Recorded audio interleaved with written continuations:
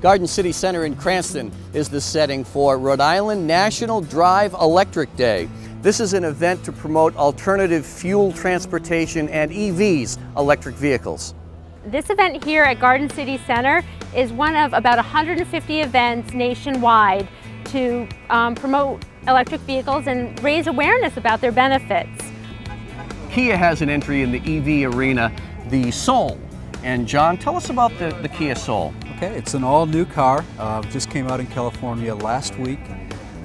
It's got a range of 93 miles. There's two ways to plug in. The regular plug is for 110 or 220, and then the fast charging plug is for DC charging.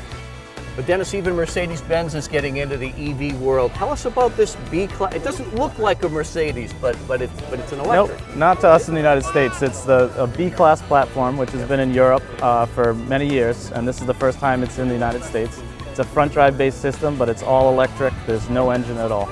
What can you tell us about the performance? Because everybody wants to know about the pep and the performance in an electric vehicle. Well, this is probably one of the quickest small cars there is. When electric motors have full torque, full power on demand, and if you put the accelerator to the floor, it'll burn rubber. And it gets about 84 to 110 miles per charge, depending on which package you get. Here's a familiar face, Eric Farrer from Anchor Nissan. Tell us about the Nissan Leaf.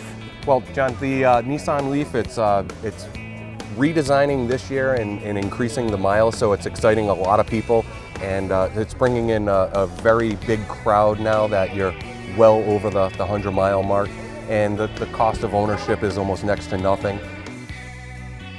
Chris, I mean, you could buy any car you want, and you bought the Tesla S. Tell us why.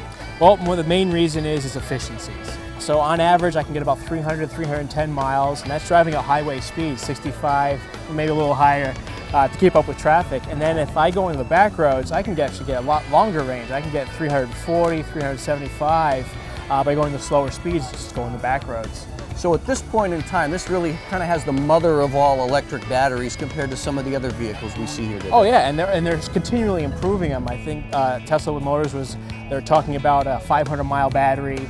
And the interior is kind of funky too, isn't it, huh? Yeah, the full touch screen. They got a full 17-inch touch screen. All the controls are on it. It's only 2 buttons in the whole car. And as the auto manufacturers continue to improve the technology in the hopes of making EVs more mainstream, many government leaders are taking notice and recognizing the benefits. Well, I think we're going to be at a time fairly soon when it's not going to take an incentive to get people into an electric car. The range is growing. The performance is unbelievable. I mean, they are out of this world as vehicles. And, we want to make sure that we're supporting the growth of this industry. But I think we're at the stage where, this is an industry that's really going to be able to stand on its own.